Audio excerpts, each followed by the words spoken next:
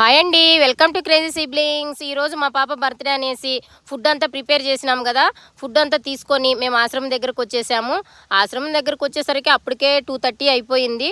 మా కోసం వాళ్ళు పాపం ఆకలితో ఎదురు చూస్తూ ఉన్నారు. మాకు కూడా బాధ అనిపించింది, కానీ ఏం చేస్తాము, చాలా తొందరగానే బయలుదేరాము. అయినా కూడా ట్రాఫిక్లో ఫుల్ లేట్ అయిపోయింది. మాకు చాలా అంటే చాలా ట్రాఫిక్ ఉంది, అంత ట్రాఫిక్లో ఉంది. ఆ ట్రాఫిక్లో మేము పడి వచ్చేసరికి 2:30 అయిపోయింది.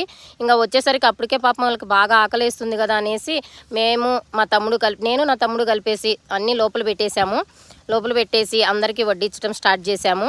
ఏమేమి వడ్డిస్తున్నాము, ఇంకా లెమన్ రైస్, రవ్వ కేసరి, పాపడాలు, ఇంకా వైట్ రైస్ అన్నీ తీసుకొని వచ్చాము. దాంతోపాటు వాళ్ళకి మజ్జిగ కూడా తాగితే చాలా బాగా అనిపిస్తుంది కదా అనేసి చిక్కగా మజ్జిగ కూడా చేసుకొని దానిలో కొంచెం అట్లా తాలింపు వేసుకొని మజ్జిగ కూడా చేసుకొని తీసుకొని వచ్చినామండి.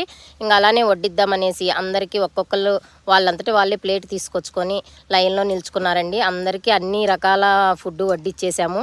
అసలు వాళ్ళ ఫేస్లో ఉన్న నవ్వుని చూస్తే మాకు చాలా హ్యాపీ అనిపించింది, అలానే బాధగా కూడా అనిపించింది.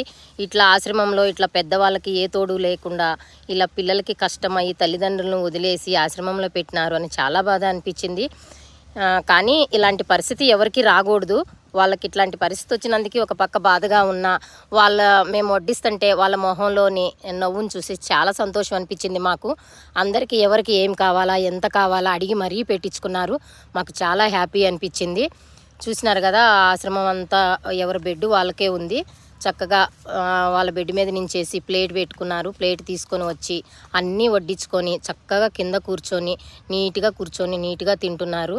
కానీ చాలా బాధ అనిపించింది. ఇందులో కొంతమంది మైండ్ కూడా పని చేయకుండా ఉన్నారు, ఇంకొంతమంది చాలా మంచిగా ఉన్నారు. అట్లనే ఇది వచ్చేసి ఒక 3 ఫ్లోర్స్ ఉంది. కింద అంతా పెద్దవాళ్ళు ఉన్నారు, ఆడవాళ్ళు. పైన వచ్చేసి మొత్తం మగవాళ్ళకి ఇచ్చినారు. మగవాళ్ళు కూడా ఆడవాళ్ళకి వడ్డించినాక మగవాళ్ళు కూడా వచ్చేసి వాళ్ళకి ఏం కావాలో అన్నీ వడ్డించుకొని, అలానే మజ్జిగ కావాల్సిన వాళ్ళు కూడా గ్లాస్ తీసుకొచ్చుకొని మజ్జిగ కూడా పోపించుకున్నారు. కానీ ప్రతి ఒక్కళ్ళు చాలా బాగుంది, ఫుడ్ బాగుందని చెప్పినారు. మాకు ఆనందం అనిపించింది.